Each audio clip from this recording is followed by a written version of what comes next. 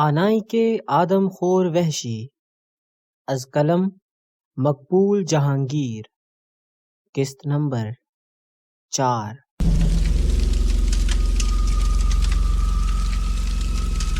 اس طویل تمہید کے بعد میں اب اصل واقعے کی طرف آتا ہوں۔ میں نے رخصت حاصل کرنے کے لیے اپنے محکمے کے افسر عالی کو درخواست پڈانگ بھیجی۔ پڈانگ سماٹرا کا ایک چھوٹا سا علاقہ ہے۔ میری یہ درخواست منظور کر لی گئی۔ ہاشم اپنے ساتھ ایک شخص کو لے کر آیا۔ وہ ایک بوڑھا شخص تھا، لیکن کاٹ اس قدر مضبوط تھی کہ ایک لمحے کے لیے مجھے اس پر رشک سا آیا۔ اس کے تیور بتا رہے تھے کہ زمانے کے سرد گرم دیکھ چکا ہے۔ وہ آتے ہی میرے سامنے مؤدبانہ انداز میں کھڑا ہو گیا۔ میں نے سوالیہ نظروں سے ہاشم کی طرف دیکھا۔ مالک، اس کا نام بابی ہے اور یہ گائیڈ کا کام پیشے کے طور پر کرتا ہے۔ بابی مقامی زبان میں جنگلی بھینسے کو بھی کہتے ہیں۔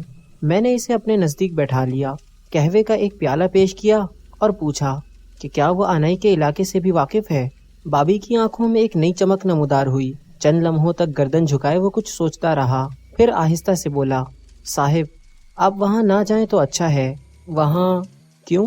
وہاں کیا ہے؟ تم چپ کیوں ہو گئے؟ اگر تم وہاں نہیں جانا چاہتے تو میں تمہیں مجبور نہیں کروں گا۔ بابی کا چہرہ صاف غمازی کر رہا تھا کہ اس کے دل میں کوئی بات ضرور ہے جسے زبان پر لانے سے وہ ہچکچا رہا ہے، اور وہ بات سوائے آدم خور بلاؤں کے اور کیا ہو سکتی تھی۔ جب میں نے اصرار کیا تو بابی نے یوں زبان کھولی، مالک، اگر آپ وہاں جانا چاہتے ہیں تو ضرور جائیں۔ کون ہے جو آپ کو روک سکتا ہے؟ لیکن یہ یاد رکھیے کہ شیروں کی وادی سے کوئی جان سلامت لے کر نہیں آیا۔ وہ بدروحوں اور شیطانی بلاؤں کے رہنے کی جگہ ہے جو درندوں کے بھیس میں آ کر انسانوں کو کھا جاتی ہیں۔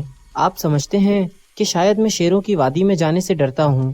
نہیں مالک، یہ بات نہیں ہے۔ مجھے تو ایک روز مرنا ہے اور موت کا وقت متعین ہے۔ اگر میری موت شیروں کی وادی میں آئے گی، اگر آسمانی دیوتاؤں نے یہ حکم دے دیا ہے کہ میں شیطانی روحوں کا شکار بنوں، تو کون ہے جو دیوتاؤں کا حکم ٹال سکتا ہے؟ میں آپ کے ساتھ جاؤں گا مالک۔ اس کے بعد اس نے سختی سے یوں اپنے ہونٹ بھینچ لیے جیسے آئندہ نہ بولنے کا تہیہ کر چکا ہے۔ ہاشم حیرت سے بابی کی طرف دیکھ رہا تھا۔ میں نے اس کے چہرے پر دہشت کی علامات پھیلتی ہوئی دیکھ لی، لیکن میں جانتا تھا کہ اس کی وفاداری شک و شبہ سے بالا تر ہے۔ جہاں میرا پسینہ گرتا وہاں خون بہانے کے لیے ہر وقت مستعد رہتا تھا۔ 2-3 دن کے اندر اندر ہم نے اس مہم کی تیاریاں مکمل کر لیں۔ بابی نے حیرت انگیز طور پر بہت جلد 4 کولیوں اور خچروں کا انتظام کر دیا تھا۔ میں نے اندازہ لگایا کہ وہ نہایت کم سخن اور اپنے کام سے کام رکھنے والا آدمی ہے۔ ہاشم کی طرح فضول گفتگو اور گپ بازی کا فن اسے نہیں آتا تھا۔ میں اس سے کبھی بھی کچھ پوچھنے کی کوشش کرتا تو صرف گردن ہلاتا اور مسکرا کر کسی اور کام میں مصروف ہو جاتا۔ بہرحال مجھے اس پر پورا اعتماد تھا کہ وہ ہمیں دغا نہیں دے گا۔ روانگی سے 1 روز پیشتر کا ذکر ہے۔ سپہر کا وقت ہوگا۔ میں آرام دہ کرسی پر بیٹھا عالم تصور میں آدم خور انسانوں کو دیکھ رہا تھا کہ دور سے گھوڑوں کے دوڑنے کی آواز کان میں آئی۔ میں نے سر اٹھایا تو کیا دیکھتا ہوں کہ 2 شخص گھوڑوں پر بیٹھے میری ہی طرف آ رہے تھے۔ جب وہ نزدیک آئے تو میں نے فوراً انہیں پہچان لیا۔ وہ ولیم اور نکسن تھے۔ انہوں نے بتایا کہ وہ پڈانگ سے سیدھے پیلمبنگ آ رہے ہیں۔ ان کا سامان شام تک آ جائے گا۔ ان کے آ جانے سے سچ پوچھیں تو مجھے بڑی تقویت پہنچی۔ رات کو جب کافی کی محفل جمی تو ادھر ادھر کی باتوں کا سلسلہ دراز ہوا۔ میں نے ان سے پوچھا کہ کیا وہ میرے ساتھ آنائی جانے کا ارادہ رکھتے ہیں؟ ولیم نے بتایا، ہم نے پڈانگ میں ایک انگریز شکاری سے ملاقات کی تھی اور اس نے بھی وہی بات بتائی جو تم اس سے پہلے بتا چکے تھے، یعنی آدم خور وحشیوں کے متعلق۔ اور اب ہمیں یقین ہے کہ ضرور اس بات میں صداقت کا عنصر موجود ہے۔ یہی ہمارے آنے کی وجہ ہے۔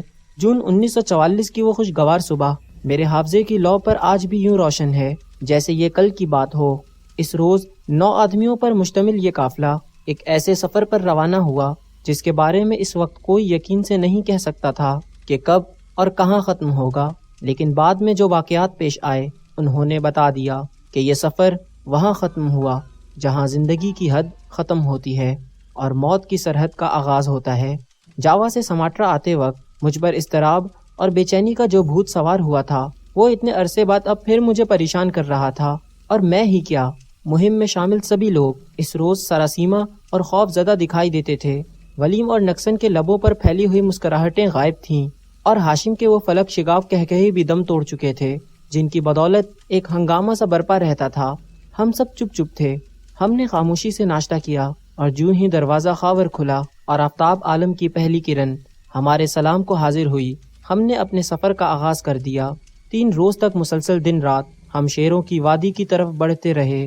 راہ میں اگرچہ ہماری زبانوں پر پڑے ہوئے قفل کھل گئے تھے، امریکی شکاریوں کی خوش طبعی واپس آ گئی تھی اور ہاشم کے کہکہوں میں بھی جان پڑ گئی تھی، لیکن اس کے باوجود دہشت کی ایک ہلکی سی لہر تھی جو اس قافلے میں پھیلی ہوئی ضرور محسوس ہوتی تھی۔ بوڑھا بابی بے حد پراسرار اور عجیب شخصیت کا مالک تھا۔ اس کے چہرے سے یہ اندازہ لگانا محال تھا کہ وہ فکر مند ہے یا نہیں۔ وہ کچھ سوچ رہا تھا، وہ کچھ کرنا چاہتا ہے۔ راستے کا نقشہ ساتھ ہونے کے باوجود ہم سب اس کے رحم و کرم پر تھے، اور میں نے پہلے ہی سب کو سمجھا دیا تھا کہ بابی کو ہر ممکن طریقے سے راضی رکھا جائے۔ آنائی سے کوئی 1 میل دور ادھر ایک چھوٹا سا کمپونگ ہے۔ کمپونگ مقامی زبان میں گاؤں کو کہتے ہیں۔ دوپہر کا وقت تھا جب ہم اس کمپونگ کے قریب پہنچے، ایک ندی کے کنارے جس میں پانی کم تھا اور کیچڑ زیادہ۔ ہم نے ڈیرے ڈال دیے کیونکہ بھوک سے ہمارے پیٹ میں چوہے دوڑ رہے تھے۔ ہاشم کی مستعدی اس قسم کے معاملات میں دیکھنے سے تعلق رکھتی تھی۔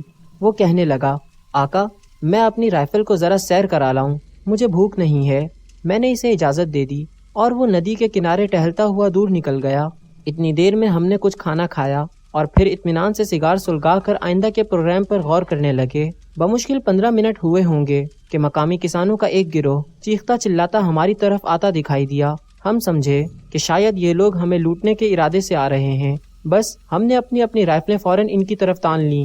مگر جب وہ لوگ نزدیک آئے تو یہ دیکھ کر میرے پسینے چھوٹ گئے کہ انہوں نے اپنے ہاتھوں میں ہاشم کی لاش اٹھا رکھی تھی۔ یہ حادثہ اس قدر فوری اور زبردست تھا کہ ایک لمحے کے لیے مجھے زمین گھومتی دکھائی دی اور قریب تھا کہ میں غش کھا کر گر پڑوں کہ امریکی دوستوں نے مجھے سنبھال لیا۔ آپ کے آدمی کو بوجھا مگر مچ نے ہلاک کیا ہے۔ وہ بہت سے آدمیوں اور جانوروں کو مار چکا ہے۔ اس میں ضرور کوئی بدرو ہے صاحب، وہ کسی سے نہیں مرتا۔ اس نے ہماری گائیں کھا لیں، اس نے ہمارے بچے چبا ڈالے، اس نے ہماری عورتیں ہڑپ کر ڈالیں۔ وہ بہت ظالم ہے۔